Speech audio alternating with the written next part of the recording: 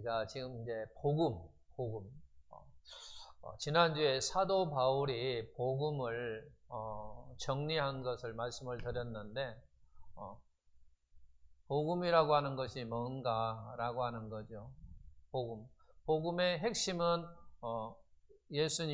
예수라고 이야기했고, 복음의 핵심 내용은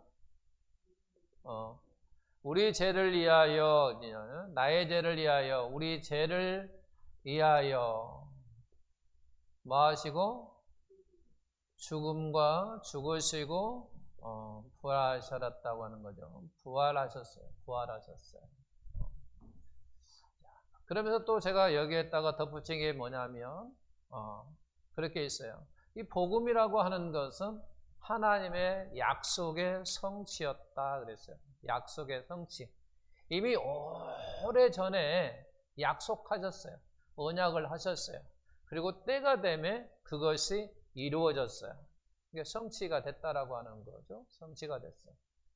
그리고 복음이라고 하는 건 뭐냐면 결국은 우리 죄를 위하였다라고 하는 거죠. 우리 죄를 해결하셨다라고 하는 거죠. 이 죄의 문제를 복음이라고 하는 게 뭐냐 할 때면 우리 이 죄를 뭐 했다? 해결했다라고 하는 거죠. 해결했어요. 복음이 뭐냐? 이게 가장 중요한 거예요, 사실은. 나의 죄를 해결해 주셨다라고 하는 것. 그래서 우리가 복음이라고 하는 것을 알려고 하면 반드시 이 죄라고 하는 것이 무엇인가라고 하는 것을 우리가 이해를 해야 돼요. 그리고 마찬가지 또한 그 예수님이 죽으시고 부활하신 이 의미를 우리가 알아야 된다라고 하는 거죠. 그래서 제가 지난주에 이 죄에 대해서는 좀 이야기를 했습니다. 우리가 죄하면 어떻게 이해해야 된다고 그랬어요? 우리는 죄하면 반드시 하나님과 나의 관계 속에서 이해를 해야 돼요. 다시 한번, 죄라고 하는 것은 뭐라고요? 우리가 어디에서 이해를 해야 된다고요? 하나님과 나의 관계 속에서 우리가 이해를 해야 돼요. 성경에서 말하는 죄는 하나님과 나의 관계 속에서 이루어지는 거란 말이에요. 그래서 하나님과 나의 관계 속에서 이해를 해야만 되는 거예요. 근데 우리는 자꾸 어떻게 생각을 하냐면 어떤 윤리적으로 이해를 하려고 한단 말이에요. 윤리적으로. 이건 세상적인 거예요. 세상적인 죄를 말할 때, 세상적인 죄를 이야기할 때는 우리가 윤리적으로 생각을 하고 이해를 해야 되지만 성경에서 말하는 죄라고 하는 것은 반드시 하나님과 나의 관계 속에서 이해를 해야 된다라고 하는 거예요. 그래서 아담과 하와도 하나님과 관계 속에서 죄를 지었다라고 하는 거죠. 그럼 죄라고 하는 것이 다른 말로 뭐예요? 죄라고 하는 것이 아담과 하와 속에서 찾는다면 아담과 하와가 죄를 지었어요. 그러면 나와 관계 속 일이니까 하나님과 아담과 하와의 관계 속에서 죄라고 하는 것이 뭐예요?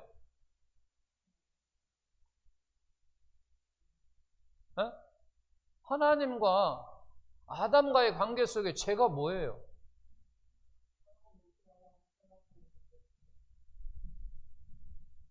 그 말을 쉽게 이야기하면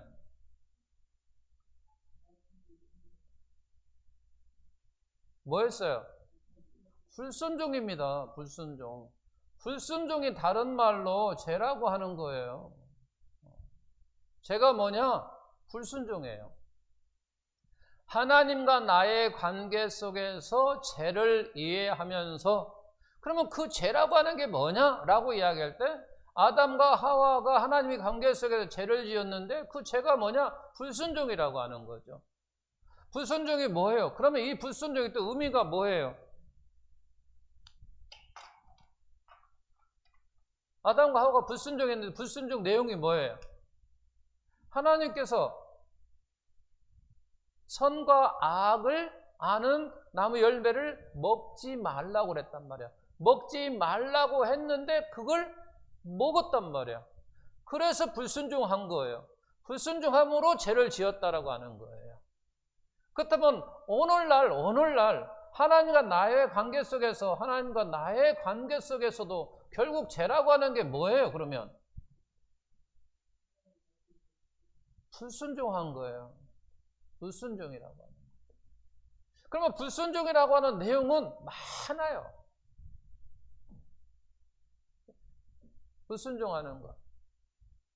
그러니까 하나님께서 우리에게 요구한 것 한 가지 있다고 그랬는데 그게 뭐예요?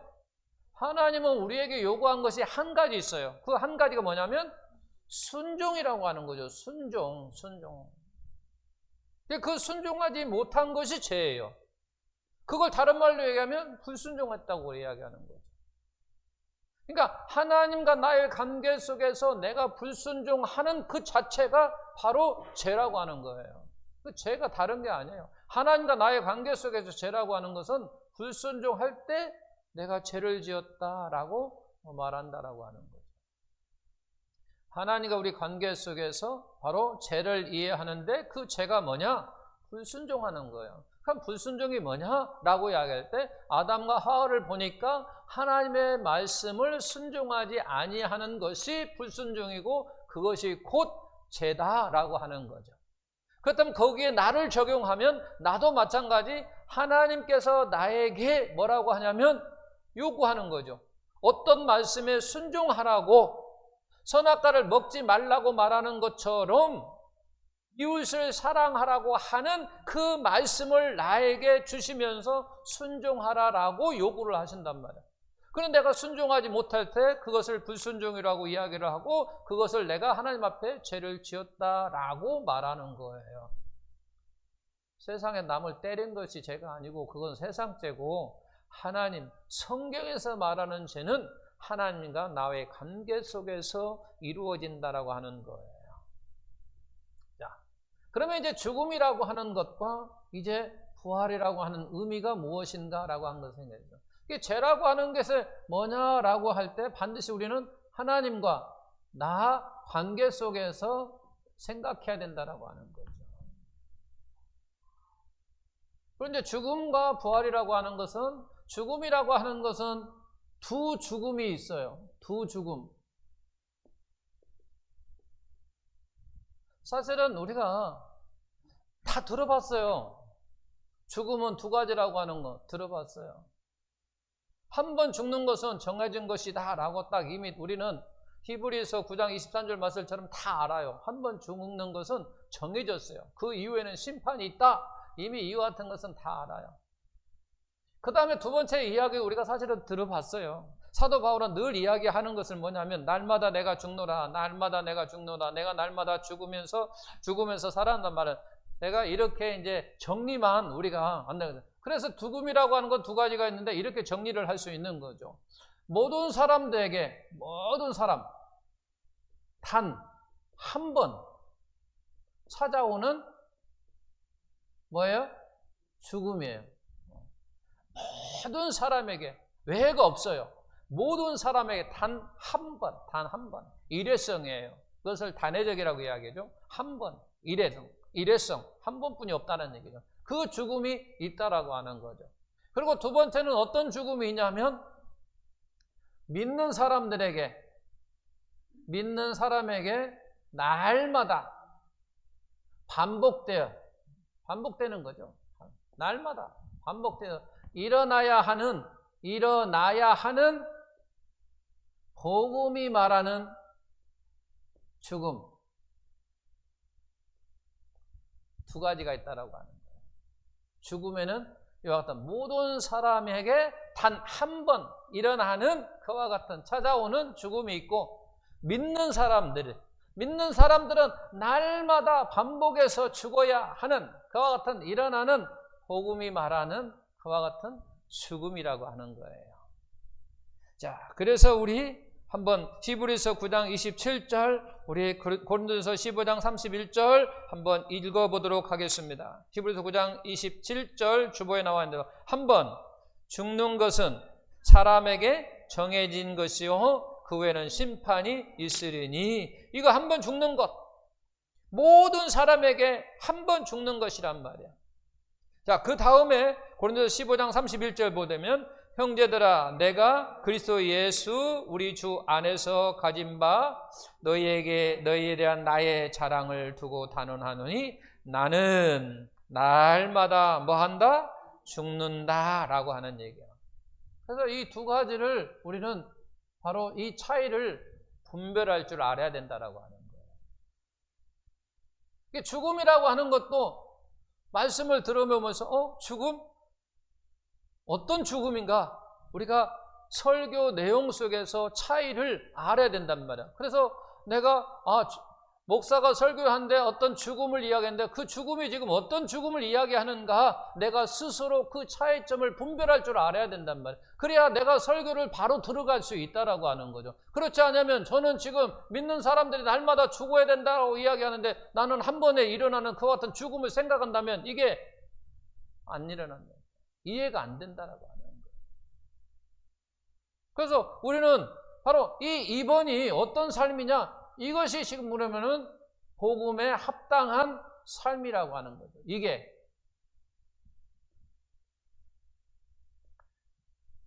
복음에 합당한 삶이 뭐냐라고 이야기할 때 바로 믿는 사람에게는 날마다 반복해서 일어나야 하는 이와 같은 것이 바로 복음에 합당한 삶을 살고 있다라고 말할 수 있다라고 하는 거예요. 자, 우리가 스스로 죽는 사람들을 뭐라고 이야기해요? 스스로 자기의 몸을 해하는 사람을 우리는 뭐라고 이야기하냐면 자살한다고 이야기를 합니다. 자살. 자살도 그냥 이루어집니까? 한 번도 생각 안 해보셨습니까? 자살 그냥 이루어지는 거예요? 아니에요. 그냥 이루어지는 거 아닙니다. 자살 내가 하겠다라고 결심을 해요. 결단을 한단 말이야. 근다고 자살이 이루어집니까? 안 이루어져요. 여러분 100번 결심해봐요. 결단해봐요. 결심만 하고 결단해가지고는 아무것도 안 돼요. 그럼 뭐 해야 되겠어요? 내가 어떻게 죽을 것인가? 그죠? 내가 어떻게 죽을 것인가를 구체적으로 생각을 해야 돼요. 그리고 실행을 해야 돼요. 그냥 하는 사람 없어요. 죽는 사람 다 이와 같은 가정을 걸칩니다. 내가 죽어야지. 세상 내가 살아서 뭐해? 이와 같은 거. 자식도 말 안 듣고 모든 것이 나 홀로 있는데 나 하나 죽어봤자 누구 하나 관심도 없어. 그러니 죽자. 결심을 했다고 해서 이루어지는 건 아니지만 그 다음에 또 과정을 짜면 내가 어떻게 죽어야 되겠다고 하는 그와 같은 것을 구체적으로 생각을 하는 거야. 차에다가 연탄불을 풀피우고 죽을 것인지 아니면 등산 가가지고 목매를 달아 죽을 것인지 구체적으로 생각하고 고민한단 말이에요. 그래야만 이루어지는 거예요. 저는 이 이야기를 이렇게 자세하게 제가 하는 이유가 있어요. 그래야만이 자살할 수 있다라고 하는 거죠. 이런 결심하고 굳게 아주 굳세게 결심하고 구체적으로 생각해보고 그래서 실행하는 것이 이루어지는 거죠. 이런 것처럼 여기에서도 마찬가지예요. 믿는 사람에게 날마다 일어나야 하는 복음이 말하는 이 죽음이라고 하는 것도요, 그냥 이루어지는 게 아니라 그 말이에요. 복음에 합당한 삶을 내가 살겠다라고 결심하고 결단한다고 해서 내가 그와 같은 삶을 살 수 있느냐? 그게 아니라 그 말이에요. 자살처럼 복음에 합당한 삶, 믿는 사람도 날마다 반복돼서 내가 죽어야지 라고 결심하고 결단한다고 해서 복음에 합당한 우리의 삶을 살 수 있느냐? 그게 아니라는 얘기예요. 더 가정을 나가서 뭐 해야 되느냐? 내가 복음에 합당한 삶을 살기 위해서 어떻게 구체적으로 생각도 해보고 고민도 해보고 그래야 된다라고 하는 거예요. 그렇지 않고 그게 그냥 이루어지는 게 아니라 그 말이에요.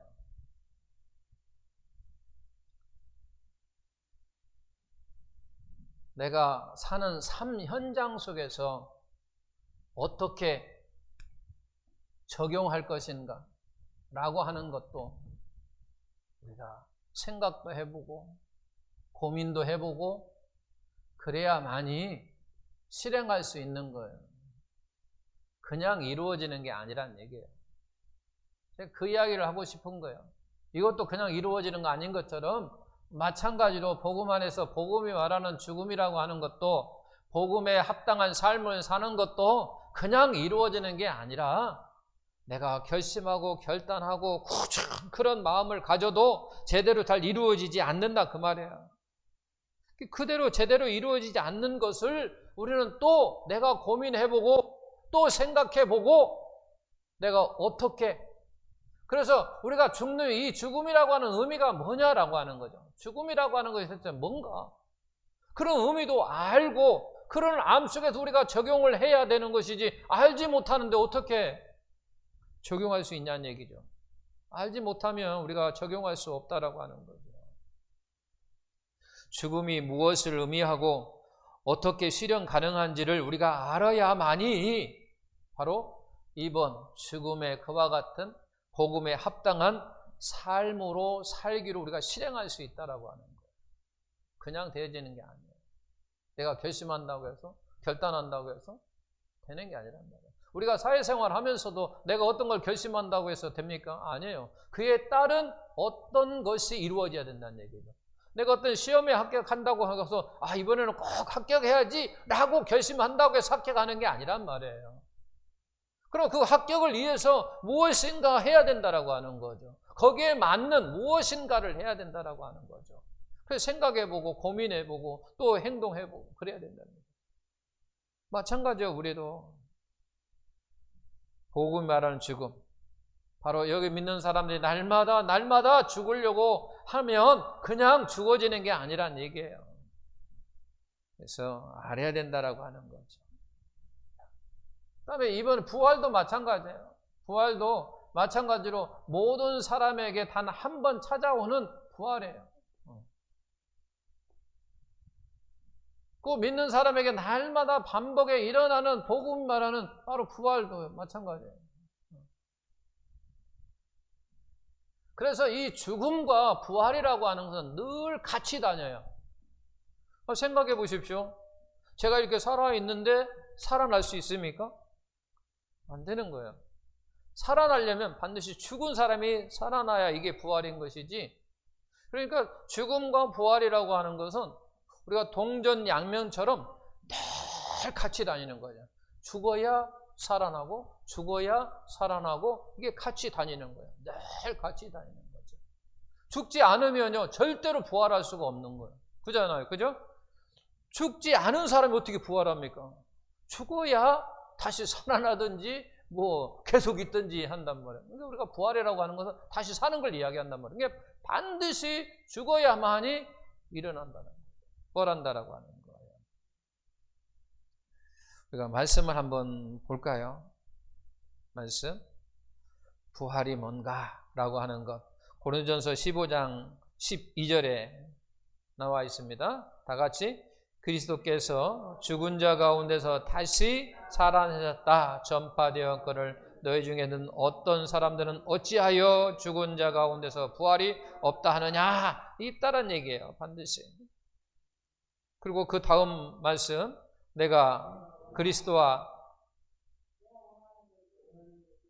내가 원하는 것은 그리스도를 바로 알고 그분의 부활의 능력을 체험하며 그의 고난에 참여하고 그분의 죽음을 본받아 어떻게 했으니 나도 부활하는 것이다 라고 말하는 거죠.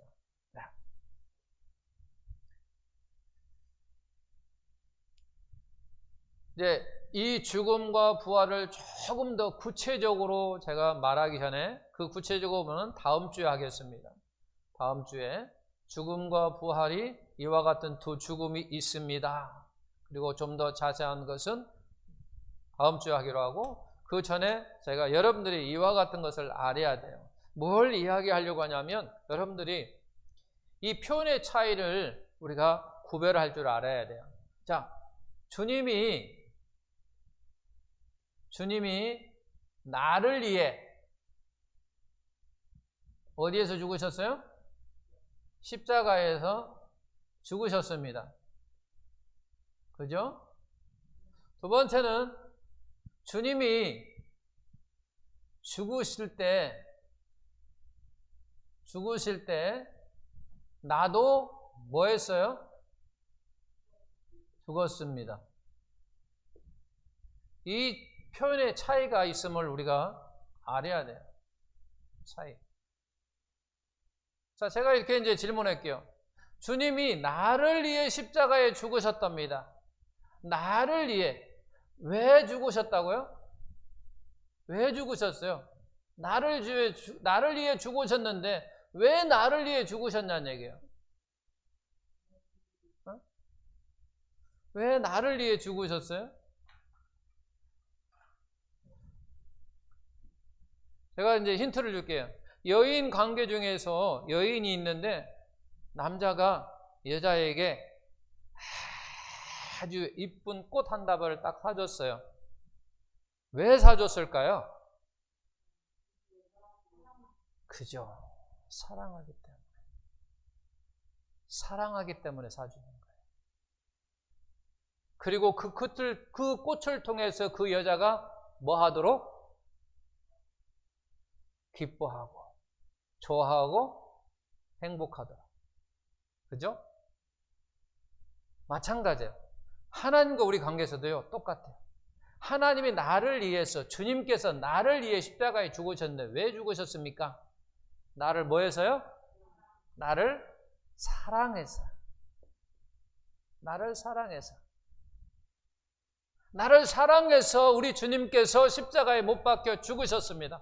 그러므로 말미암아 아까 여인에게 바로 꽃을 사주면 기뻐하고 즐거워하고 행복하는 것처럼 우리는 주님이 나를 위해 십자가에 죽으심으로 사랑함으로 말미암아 죽으심으로 나는 어떤 결과를 얻게 되었나요? 구원받게 됐어요. 영생을 얻게 됐어요. 거듭나게 됐습니다. 내가 천국에 갈 수 있었습니다. 우리 주님의 희생으로 말미암아, 우리 하나님이 나를 사랑하심으로 말미암아 십자가에 못 박혀 죽으심으로 그 결과가 어떻게 됐냐면 바로 이렇게 내가 구원받게 됐고 내가 영생을 얻을 수 있었고 내가 이제 나중에 천국을 갈 수도 있지만 이 땅에서 내가 천국을 누리며 사는 그 같은 결과를 얻게 됐다는 거예요. 네, 나를 위해서 죽으신 이유가 뭐냐? 그래서 여기 한번 읽어볼까요? 요한복음 3장 16절 다 같이 읽어보겠습니다. 하나님이 세상을 이처럼 사랑하사 독생자를 주셨다라고 하는 거죠. 왜 주셨습니까? 나를 사랑함으로 주셨어요. 이를 그를 믿는 자마다 멸망하지 않고 영생을 얻게 하렸습니다. 나를 사랑하사 그분을 주셨는데 그분이 십자가에 못 박혀 죽으심으로 말미암아 나에게 뭘? 영생을 얻게 하시려고 했다. 그 다음에 요한일서 4장 9절 10절 다 같이 하나님의 사랑이 우리에게 이렇게 나타냈다. 하나님의 자기의 독생자를 세상에 보내심은 그로 말미암아 우리를 뭐 하려고? 살리려고 그런 얘기죠. 영원히 살 수 있도록 사랑은 여기 있으니 그 말씀 없고요. 그 다음에 로마서 5장 8절도 기록되어 있나요? 다 같이 우리가 아직 죄인 되었을 때에 그리스도께서 우리를 위하여 죽으심으로 하나님께 우리에 대한 자기의 사랑을 확정하신다. 사랑을 보여줬다고 말이에요.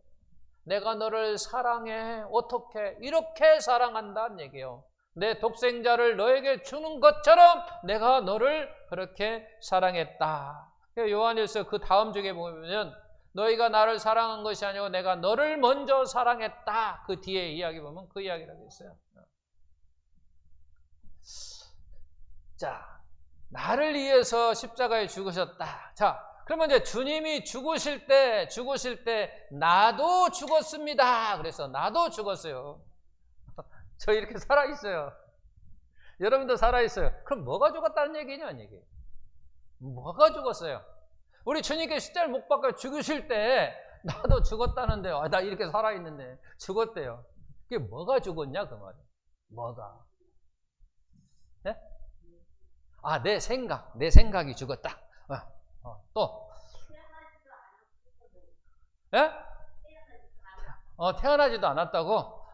태어나지도 않았대요. 우리 집사님은 태어나지도 않았대. 또, 내가 뭐가 죽었을까? 내가 뭐가 죽었을까? 내 생각이 죽었다. 내 생각이 죽었다. 또, 봐봐요. 이걸 의미를 우리가 알아야 된다는 얘기예요. 이거. 지금까지 분명히 죽었다고 했는데 나 살았어. 그래서 우리는 다 죽어야만 한다고 하냐. 복음 안에 다 죽어야 된다고. 뭘 죽어야 되냐는 얘기예요. 뭘 죽어야 되냐. 이렇게 멀쩡하게 살아있는데. 그죠? 한 번 정도 이렇게 생각을 해봐야 돼요. 대체 내가 뭐가 죽었지? 라고 하는 거. 나도 죽었다라고 한 이 해석은 바로 대표성이에요. 이게 대표성 원리예요. 대표성 원리. 즉 대한민국이 이번에 중국에서 열리는 빙상대회에 가가지고 최민정 선수가 은메달을 따고 동메달을 따고 땄습니다. 그러면 그는 대한민국 대표 선수로 나갔기 때문에 그가 곧 은메달을 딴 것은 대한민국이 은메달을 딴 거예요. 그죠? 그러면 좀 실감은 안 나지만 나도 은메달을 딴 거예요. 실감은 나지 않지만. 너무 이건 광범위하니까 그렇지만은 사실은 봐봐요. 배구 선수들이 요즘 이제 겨울철 배구를 하잖아요. 배구를 하는데 배구 팀이 있어요. 뭐 현대팀도 있고요. 흥국생명팀도 있고 IBK 팀도 있고 그러면 서로 싸워요. 근데 대부분 주전 선수들이 게임을 해요. 보통 그러잖아요. 후보 선수들도 가끔 하긴 한 점수가 차이가 많이 나면 이렇게 교체하지만 대부분 그렇지 않고 막 비슷비슷할 때는요. 주전 선수들만 대부분 한단 말이에요. 그러면 주전 선수들이 배구 선배 6명에서 한 9명, 한 10명 선에서 좀 힘들면 거기에서 대부분 이루어져요. 그럼 나머지 이제 게임 뛰지도 않은 사람도 있어요. 뛰는 거. 그러면 그들이 내가 이겼다고 말합니까? 아니에요. 우리 팀이 이겼다고 이야기를 합니다. 우리 팀이 이겼다고 이야기해요. 그러면 우리 팀이라고 하는 얘기는 그 주전 선수만 이긴 게 아니에요. 그의 후보들도 배구 코트장에 들어가지 않았어도 이긴 거예요. 그들은 정말 실감할 거 아니에요. 우리가 이겼다라고 하는 것을 실감한단 말이에요. 우리는 지금 대한민국 크게 놓고 말이야. 빙상선수도 단 한 사람을 놓고 하니까 우리에게 피부에 닿는 것이 적지만 그러나 실제 그와 같은 팀 속에 있는 사람들은 비록 같이 그냥 가서도 팀은 뛰어보지도 못했어. 아니 코트장 들어가 보지도 못했어. 그럼에도 불구하고 우리 팀이 이겼다고 하면 얼마나 기뻐하고 행복하냐는 얘기야. 그게 바로 대표성이라고 하는 원리라고 하는 거예요. 그러니까 주님께서 죽으셨다고 했을 때 나도 죽었다라고 하는 거예요. 주님께서 승리한 것이 곧 내가 승리한 거예요. 그게 대표성 원리라고 하는 거죠. 이게 나도 죽었다고 하는데 내가 뭐가 죽었느냐라고 하는 것이 이게 정말 중요한 거예요. 이게 나의 뭐가 죽었느냐. 아까 우리 이제 권사님은 나의 생각이 죽었다라고 하는 거죠. 나의 다른 어떤 뜻, 어떤 행함에 있어서 나의 뜻, 나의 생각, 나의 어떤 의지, 이런 것이 죽었다라고 하는 의미로 내가 받아들였는데, 이제 그것도 틀렸다 말았다 그건 말을 하지 않겠고 이제 정확하게 하자는 얘기예요. 내가 뭐가 죽었는가? 그것이 로마서 6장 1절에서 5절 말씀에 나와 있습니다. 우리 성경에 기록되어 있죠. 주부에 기록되어 있습니다. 우리 6장 1절에서 4절까지만 보겠습니다. 그런즉 우리가 무슨 말을 하리요? 은혜를 더하게 하려고 죄에 거하겠느냐? 그럴 수 없느니라. 죄에 대하여 죽은 우리가 어찌 그 가운데 더 살리어 무릇 그리스도 예수와 합하여 세례를 받은 우리는 그의 죽으심과 합하여 세례를 받은 줄을 알지 못하느냐. 그러므로 우리가 그의 죽으심과 합하여 세례를 받음으로 그와 함께 장사되었나니 이는 아버지의 영광으로 말미암아. 내가 뭐가 죽었다라고 하는 것을 이 감을 잡으셨어요? 뭐가 죽었어요? 연합하여, 그의 연합하여, 우리 죽으심이 십자가에 못 박혀 죽으실 때 연합하면서 나도 뭐가 죽었다라고 하는 거예요? 죄가 죽었다라고 하는 거죠. 죄가 죽었다라고 하는 거예요. 뭐가 죽었다고요? 죄가 죽었다라고 해요. 이 죄가 죽었다라고 하는 거죠. 우리가 세례 받으신 분들, 세례 뜻이 뭐예요? 오래돼서 잊어버렸나요? 씻는다는 뜻이잖아요. 씻었다. 죄를 씻었다. 세례의 뜻이 뭐냐면 죄를 씻는 거거든요. 죄를 씻었다. 그런 얘기거든요.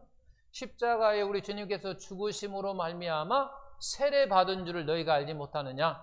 너희 죄가 깨끗하게 씻어진 줄 알지 못하느냐? 그런 얘기예요. 깨끗이 씻어졌다. 그런 얘기예요. 그러니까 나의 뭐가 죽었다? 죄가 죽었다.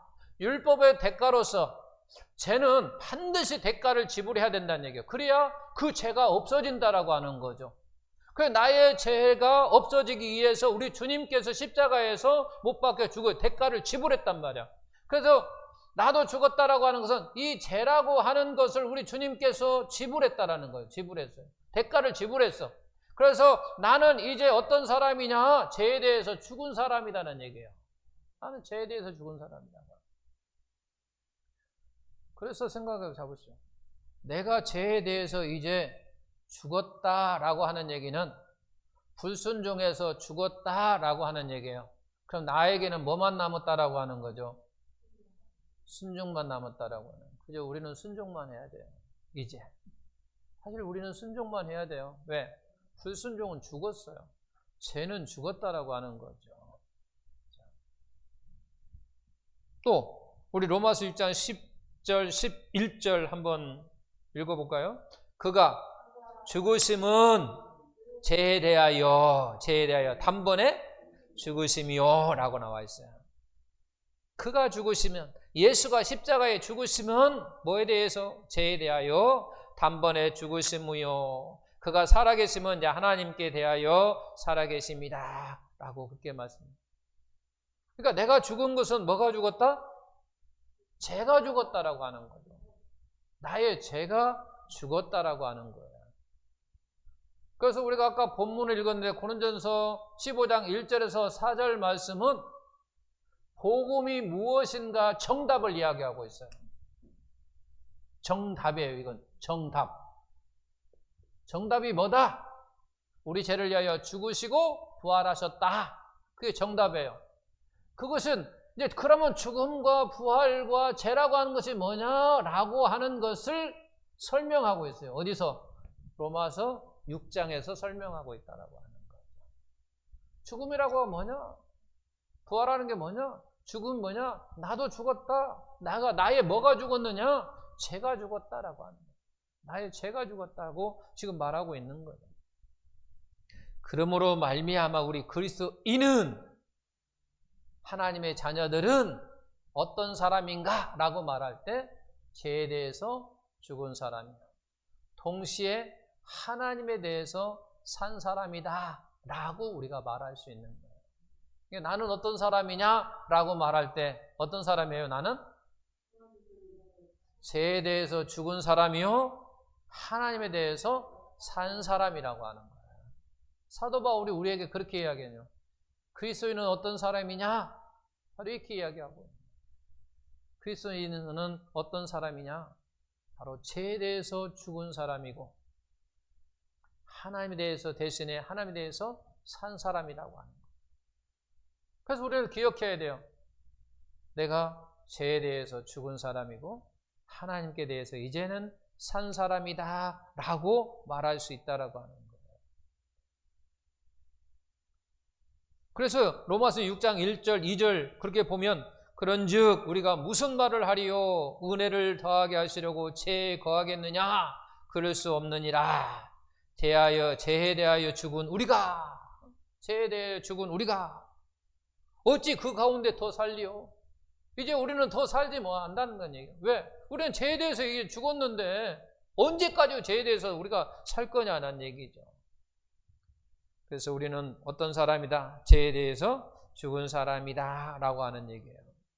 그래서 모든 그리스도인은 바울이 로마서 6장에서 말하는 이 그리스도의 정체에 대해서 우리가 이해가 반드시 필요하다고 하는 거죠. 왜냐하면 이 정체성을 알고 적용하는 것이야말로 우리가 그리스도인으로서 세상을 살아가면서 죄를 이길 수 있는 유일한 비결이기 때문이라고 합니다. 우리가 나는 그리스도인이라 라고 말할 때, 나는 그리스도인이라 라고 말할 때, 나는 그리스도인이라고 말할 때 그 나는 그리스도인이라고 하는 그 말 속에는 또 다른 의미도 우리는 발견할 수 있어요. 사람마다 여러 가지를 설명할 수 있어요. 나는 어떤 회식 자리에 갔어요. 회식 자리에 갔어요. 나는 그리스도인입니다 라고 말한다면 그 속에는 어떤 의미가 또 담겨 있을까요? 나는 술을 먹지 않는 사람이에요 라고 말하는 사람이라고 동일해요. 그잖아요. 누가 뭔가 이렇게 권할 때 저는 그리스도인입니다. 아니면 나는 교회를 다닙니다. 나는 예수님을 영접한 사람입니다 라고 말한 것은 그 의미만 있는 게 아니라 그 속에 바로 나는 술을 안 먹는 사람입니다 라는 얘기예요. 이 말을 오늘 로마서에 비춘다면 술에 대해서 나는 뭐한 사람이에요? 죽은 사람이다 라고 하는 말하는 거죠. 나는 술에 대해서 죽은 사람이다. 그래서 술에 죽었다라고 하는 것은 우리가 어떤 것을 영향을 미치지 않는다고 제가 설명을 했어요. 죽었다라고 하는 것은 어떤 것에 영향을 주지도 받지도 않는 거예요. 그래서 내가 술에 죽은 사람이다 라고 하는 얘기는 나는 술에 영향을 받지도 주지도 않는다라고 하는 거죠. 술이 아무리 뭐가 좋은 것이라도 술에 영향을 받지 않는다는 얘기예요. 막걸리 안 먹는 사람이 그러면 소주 한 잔 먹어. 소주 안 먹는 사람 그래? 맥주 먹어. 그러면 맥주도 영향이 없어. 양주 한 잔 먹을까? 그 아무리 좋은 술이 나에게 온다 할지라도 전혀 영향을 받지 않는다라고 하는 거죠. 저는 확실하게 술에 대해서 죽은 사람이라고 저는 자신 있게 말할 수 있어요. 누가 술을 먹든지 마시든지 뭐 전혀 저에게 영향을 주지 않아요. 영향을 주지 않아요. 먹고 싶은 마음도 없고 전혀 영향을 주지 않는다는 거예요. 그러니까 결국은 술은 저에 대해서 죽은 거예요. 영향을 받지 않는다라고 하는 거죠. 그 다음에 그에 대한 어떤 행동도 없어요. 전혀 없다라고 하는 거예요. 바로 이와 같은 거예요. 이와 같은 거.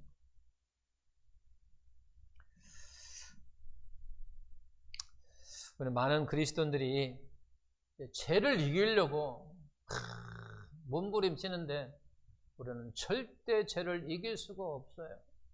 제가 이걸 이렇게 이야기했어요. 김병에는 뭐가 없다고 그래요? 김병에는 효자가 없다고 하죠. 그 말처럼 또 중력의 법칙은 떨어지는 법칙은 떨어지는 것을 우리가 일시적으로는 멈출 수 있지만요. 그걸 계속 멈추게 할 수는 없어요. 내가 어떤 물건이 떨어져서 이렇게 받았어요. 그렇다고 이것을 영원히 내가 들고 있을 수 있는 게 아니에요. 시간이 가면 갈수록 점점 내려가고 결국은 놓을 수밖에 없는 거예요. 우리 죄라고 하는 것도 마찬가지예요. 죄라고 하는 거 내가 어떤 결심으로 말미암아 해야지. 그 순간은 내가 할 수 있어요. 그러나 그것을 계속해서 할 수 있는 건 아니라는 거예요. 그래서 죄는 행동 이전의 법이거든요. 법. 그래서 로마서 8장에 보게 되면 그렇게 나와 있어요.